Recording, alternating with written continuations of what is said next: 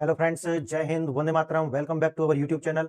Friends, आज मैं एक बहुत महत्वपूर्ण विषय पर बात करने वाला हूं और विषय है आपके एथिक्स से रिलेटेड, जिसमें एक आईएफएस ऑफिसर हैं जिनका नाम है संजीव चतुर्वेदी।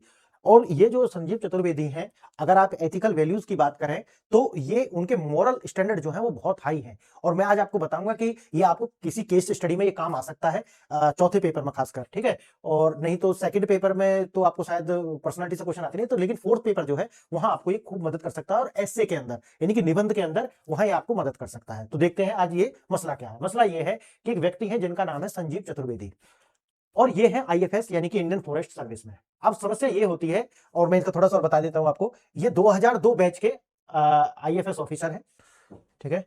तो 2002 बैच के ये आईएफएस ऑफिसर है। पहचान इनकी वही बनी है कि भ्रष्टाचार के खिलाफ जो है ये इनका कड़ा रुख है। लड़ाई इन्होंने अटूट जो है साहस के साथ लड़ी है, और विसल ब्लोअर जो है ये बने, और बाद में इन्होंने पूरे जो सिस्टम को चुनौती दी, और उसकी जो खामियाजा है उन्हें अपने कैरियर से जो है चुकाना पड़ा है। अब देखते हैं, मसला ये है, मैंने जो आपको बता दिया ये तो उनकी पर्सनैलिटी है। अब होता क्या है कि इन्होंने जो है एक ईमानदारी यानी कि ईमानदार है, और ईमानदारी की हमेशा एक कीमत चुकानी पड़ती है। हरियाणा में भ्रष्टाचार का जो पर्दाफाश, वन माफिया, अवैध खनन, वनों की कटाई के खिलाफ जो है इन्होंने क्या चलाया, पूरा एक अभियान चलाया। अब जब इन्होंने ये सारा काम किया तो ईमानदारी का इनाम इन्हें क्या मिला, 5 साल में इनके 12 तबादले किए गए। 5 साल के कार्यकाल में 12 बार इनको स्थानांतरित किया गया। एम्स दिल्ली में उजागर किए 200 प्लस घोटाले, यानी कि एम्स प्लस 200 प्लस और घोटाले इन्होंने। तब ये सीबीओ ऑफिसर थे, यानी कि मुख्य सतर्कता अधिकारी। और उस टाइम पे इन्होंने मेडिकल उपकरणों की खरीद और भ्रष्टाचार का जो है खुलासा किया था, ठीक है। अब इसके साथ में 2015 में अगर इंटरनेशनल लेवल पर देखो तो 2015 में रमन मैग्सेस पुरस्कार जो है इनको इसी लड़ाई के लिए मिला। वैसे तो रमन मैग्सेस और इन ज्यादा ये जो पुरस्कार होते हैं ना इंटरनेशनल वाले, इनको मैं ज्यादातर मानता नहीं, उसकी कोई ज्यादा वैल्यू है, ठीक है। अब देखते हैं, न्याय के लिए अंतहीन इंतजार। अब होता क्या है, जो इनका प्रमोशन होता जिससे उसको क्या है बार बार उसको 0 रेटिंग दी गई, 0, ठीक है।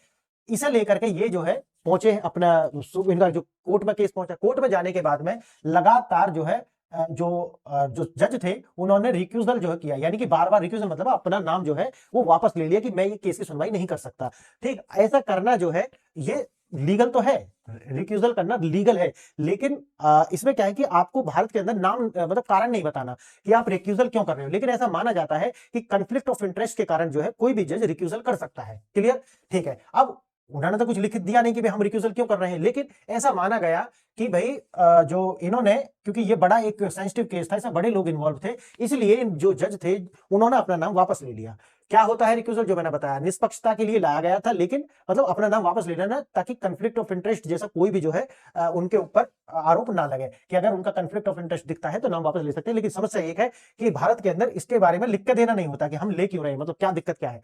अब ये होगा जज क्यों बच रहे हैं। अब बात ये आ रही है कि चतुर्वेदी जो है उनके केस थे जो है, बड़े बड़े जो लोग हैं वो बच क्यों रहे, जज क्यों बच रहे, क्योंकि इसके अंदर मुख्यमंत्री, कैबिनेट सचिव, वरिष्ठ अधिकारी आदि के नाम है, उनके खिलाफ केस है, इसीलिए शायद ये जो जज है वो बच रहे हैं। अब यहां से एक सवाल जो खड़ा होता है वो ये है कि हमारी जो जुडिशरी है वो कितनी स्वतंत्र है, कितनी निष्पक्ष है। इसका जो एक मुद्दा जो है उठ करके खड़ा हो जाता है, क्योंकि एक इतने बड़े अधिकारी के साथ अगर न्याय नहीं हो रहा तो फिर आप सोचिए कि जो आम इंसान है, अगर कल को कोई विसल ब्लोअर बन भी जाए तो पहले तो उसकी सुरक्षा के लिए, या फिर उसकी जो केस अगर वो आगे बना कर भी ले जाए तो उससे क्या ही होगा। और ये जो लड़ाई है ये सबसे बड़ी है भ्रष्टाचार। और मैं हमेशा से कहता रहा हूं कि भारत की जो सबसे बड़ी समस्या है, या सारी समस्याओं की जड़ में अगर कोई एक चीज है तो वो है भ्रष्टाचार।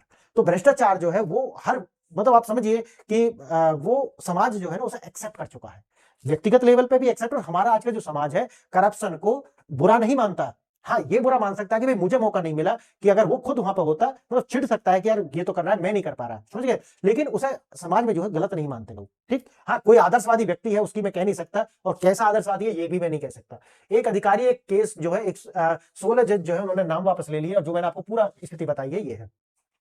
यह कहानी एक आईएफएस ऑफिसर है, ठीक है, और सीजीआई, ठीक, देखो सीजीआई समेत 16 जज जो है अपना नाम वापस ले चुके हैं। न्याय का अंतिम द्वार माने जाने वाले न्यायालय भी इस व्यक्ति को जो है न्याय नहीं दिला सके। क्या यह व्यक्ति इतना शक्तिशाली है, इसके पीछे कोई गहरा राज। मैंने जैसे कि बताया कि ये जो केस है इसके पीछे जो है बहुत बड़े बड़े लोगों का नाम है, इसीलिए जो है जज भी इस पर हाथ डालने से कतरा रहे हैं। पहले मोर्चा हरियाणा में वन माफिया, पहले इन्होंने लड़ा वन माफिया के खिलाफ, राजनीतिक दबाव, और इनका जो है सीधा सीधा वहां से तबादला किया गया। अब उसके बाद अरावली क्षेत्र में बड़े पैमाने पर अवैध खनन, देखो इसके ऊपर भी मैं वीडियो लेकर के आऊंगा कि अरावली के ऊपर जो ये सारा कार्य हो रहा है, जो ये हर हल्ला मचाया जा रहा है, वो बिना किसी इन्फॉर्मेशन के झूठी कहानी है और इतने लोग उस पर वीडियो बना रहे हैं, लेकिन उन्हें पता नहीं क्यों बना रहे हैं। अधिकांश तो वो सारी की सारी झूठी कहानी है जो वो दिखा रहे हैं उसमें। ठीक, मैं उस पर वीडियो बनाऊंगा, उसमें पता चलेगा। राजनीतिक संरक्षण प्राप्त वन माफिया के खिलाफ कार्रवाई की थी इन्होंने। नतीजा क्या हुआ, मैंने जैसे कि आपको बताया, 5 साल में इनका 12 बार ट्रांसफर हुआ। 2007 में इनको सस्पेंड भी किया गया झूठे केस में। तत्कालिक मुख्यमंत्री भूपेंद्र सिंह हुड्डा उस टाइम पर मुख्यमंत्री थे और वरिष्ठ अधिकारियों से सीधा इनका टकराव।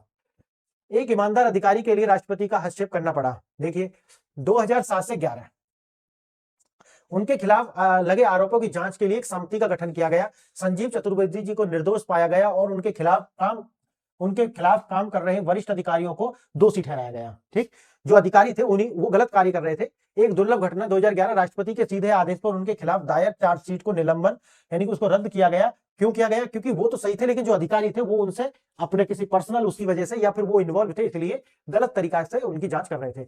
दूसरा, मैंने जैसा कि बताया, पहला तो उन्होंने वन वाले के साथ करा, दूसरा है एम्स और भ्रष्टाचार का। वही टाइमलाइन वही 2012 से 14 चीफ विजिलेंस सीवीओ ऑफिसर थे, चीफ विजिलेंस ऑफिसर, तो ये सीवीओ थे उस टाइम पर और बाद में यही जो विसल ब्लोअर बने। और मैंने जो आपको बताया है 200 प्लस भ्रष्टाचार के जो मामले हैं उनको इन्होंने उजागर किया। मेडिकल उपकरण घोटाला, जनता के पैसे से हो रही महंगी खरीद। ठीक है, आता है वो उपकरण सस्ता लेकिन डॉक्यूमेंट में जो महंगा दिखा करके जो बीच का पैसा है वो अपनी जेब में जा रहा था।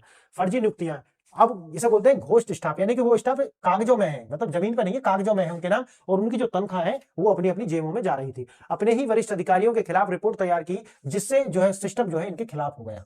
ठीक, आप सोचिए कि आज के समय में कितना एथिकल हाई वैल्यू लोडेड व्यक्ति जो है आप इसका आप सोचिए सब कि यार अच्छे लोग होते हैं लेकिन बेशक बहुत कम है। दुनिया ने दिया सम्मान, मैंने जैसे कि बताया, मैं इन्हें बहुत ज्यादा रमन मैक्सेस वगैरह इन्हें मैं ज्यादा अप्रिशिएट करता नहीं हूं, उसका कारण कभी बताऊंगा मैं किसी वीडियो में कि इसका कारण क्या है। 2016 में इनको परफॉर्मेंस अप्रूवल जो अप्रेजल रिपोर्ट जो होती है उस पर, क्योंकि जो बड़े अधिकारी होते हैं इनके अपर जो होते हैं वो इस परफॉर्मेंस अप्रेजल रिपोर्ट जो होती है उसको अच्छी गुड रैंकिंग देते हैं तो इनका प्रमोशन होता है, लेकिन इनको क्या मिली, 0 रेटिंग। क्यों, क्योंकि ये अपने बड़े अधिकारियों से ही लड़ पड़े, समझ गए ना, क्योंकि करप्शन है, करप्शन खोलोगे तो सीधी सी बात है भाई। जब न्याय का रास्ता ही बंद होने लगा, अब रिक्यूजल का जो चक्रव्यूह वो शुरू होता है 0-0-0। लेकिन क्या होता है, अपने खिलाफ हुई कार्रवाई जैसे कि 0 अप्रेजल के विरुद्ध न्याय के लिए चतुर्वेदी ने न्यायालय का दरवाजा खटखटाया। अब न्यायालय का दरवाजा खटकाया, लेकिन यहीं से एक अभूतपूर्व सिलसिला शुरू होता है। एक के बाद एक जज जो है वो अपना जो है रिक्यूजल लेने लगे, यानी कि अपना नाम वापस लेने लगे। अब मैंने आपको बताया कि वैसे जो रिक्यूजल की प्रोसेस है वो उनकी इंटीग्रिटी को इंटैक्ट रखने के लिए है, लेकिन एक जो मैंने बताया ना कि छोटा सा एक फ्लो इसमें ये है कि अगर ये होता कि अगर आप मतलब ये अंडरस्टूड मान लिया गया कि कोई व्यक्ति कंफ्लिक्ट ऑफ इंटरेस्ट के कारण अपना नाम वापस लेगा, लेकिन अगर ये बताया गया होता कि भाई आपको लिख के देना है कि आप वापस क्यों ले रहे हैं। अब कंफ्लिक्ट ऑफ इंटरेस्ट है तो भाई इसमें क्या इंटरेस्ट है उनका कंफ्लिक्ट का, समझ गए ना मेरी बात। तो इसीलिए ये छोटा सा फ्लो है उसी का जो है फायदा उठाते हैं। रिक्यूजल क्या है जो मैंने आपको बता दिया। अब कंसेप्ट क्या है, ये वो है नेचुरल न्याय के तहत ये कंसेप्ट है जिसमें कोई भी व्यक्ति निष्पक्ष दिखने के लिए ऐसा अपना नाम वापस ले सकता है। लेकिन बात ये खामी ये है कि इसमें हमारे भारत के अंदर रिक्यूजल जब लेते हैं तो लिखकर जो है ना वो देने का कारण बताने का जो है प्रावधान नहीं है कि आप क्यों ले रहे हो, ये नहीं बताया जाता। और यही एक जो छोटा सा फ्लो है वही जो है एक तरीका से इनका ये कारण बन गया। नतीजा क्या हुआ, 16 जज लगातार अपने नाम वापस लेते रहे, क्योंकि कौन लेता है यार, इस समय समस्या इतने बड़े बड़े लोग इसमें जो इन्वॉल्व है, खामोखा का परेशानी हो जाएगी। अब सीजेआई रंजन गोगोई जो है उनके सामने भी ये केस आया, उन पर लगे उत्पीड़न के मामले में वो खुद भी जो शामिल थे, लेकिन वहां पर कंफ्लिक्ट ऑफ इंटरेस्ट था, लेकिन फिर भी वो उसमें शामिल थे। तो अगर आप एथिक्स की बात करो तो फिर अगर ये इतने हाई वैल्यू एथिकल है कि 16 जज वापस ले रहे हैं तो यहां भी इन्हें लेना चाहिए था, लेकिन नहीं लिया। तो यहां पर दिखाया जा रहा है कि भाई किस तरीका से दोहरे मापदंड है।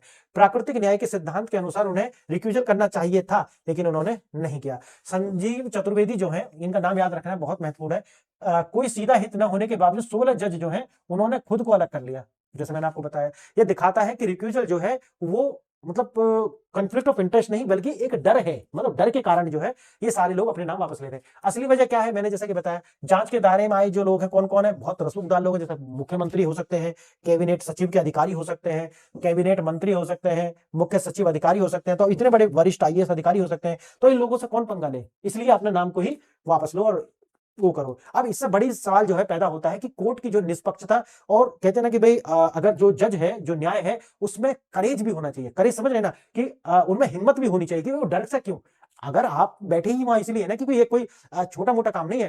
कहते हैं ना कि भाई आर्मी को जॉब नहीं है, इसी तरीके से मैं मानता हूं कि जो जुडिशरी में जो जज है, वो जज को जॉब नहीं है, बल्कि बहुत बड़ी रिस्पॉन्सिबिलिटी है। किसी का कैरियर, किसी की लाइफ, किसी का परिवार की लाइफ आपके ऊपर निर्भर करती है, समझिए।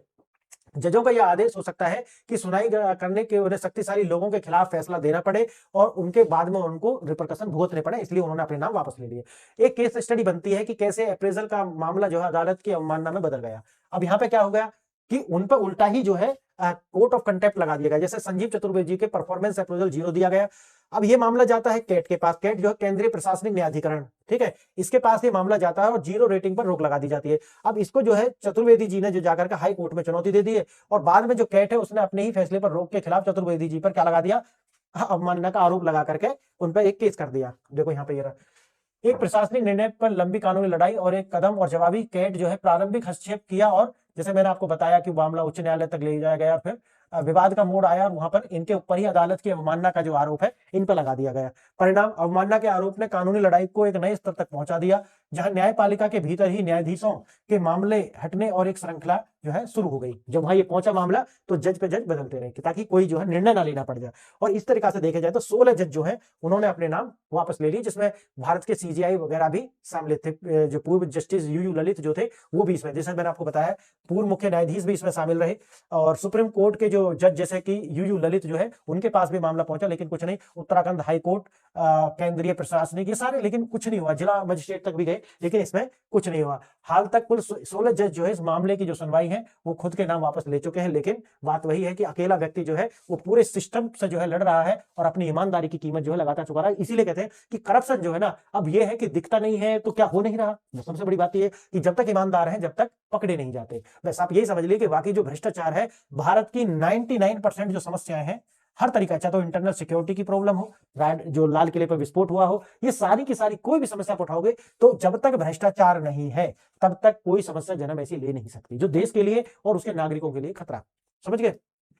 अब बात आता है कि भाई प्रश्न यही है कि क्या हमारी न्यायपालिका जो है वो स्वतंत्र है। अगर कोई व्यक्ति सच्चाई और व्यवस्था के खिलाफ लड़ता है, व्यवस्था के खिलाफ सच्चाई के लिए अगर लड़ता है, तो खुद उसी को जो है उल्टी सजा मिलेगी। और इससे एक नजीर पेश होगा, वो ये उदाहरण बना करके आप पेश कर रहे हैं कि अगर आपने हमारे खिलाफ अगर लड़ाई की तो आपका जो हाल है वो संजीव चतुर्वेदी की तरह कर दिया जाएगा कि उसके जो है उसका जो केस है और उसके लिए जो न्याय है उसके दरवाजे बंद हो जाएंगे। तो आप सोचिए कि हम किस प्रकार के एग्जाम्पल्स जो है वो समाज में भेज रहे हैं, और एक बहुत बड़ा डिबेट का विषय होना चाहिए। और इसीलिए हमने इसमें भी वीडियो बनाई है और लोगों ने भी इस पर वीडियो बनाए होंगे। तो आप जहां पे भी हैं, आप भी इसके खिलाफ आवाज उठाइए कि देखो इस तरीका से एक अधिकारी के साथ में जो ईमानदारी से लड़ रहा है नहीं होना चाहिए, उनके साथ न्याय होना चाहिए। और जजों का कार्य जो है रिक्यूजल करना नहीं है, बल्कि करेज के साथ में, यानी कि निर्भीकता के साथ में अपनी गरिमा और अपने पद का जो सदुपयोग करते हुए निर्णय देना है। तो मित्रों, आज बताइए कि वीडियो आपको कैसा लगा, और इस वीडियो को अपने मित्रों के साथ शेयर कीजिए और ज्यादा से ज्यादा कमेंट भी कीजिए, क्योंकि इससे रीच बढ़ती है। तो आपने वीडियो यहां तक देखी, इसके लिए धन्यवाद। नमस्कार।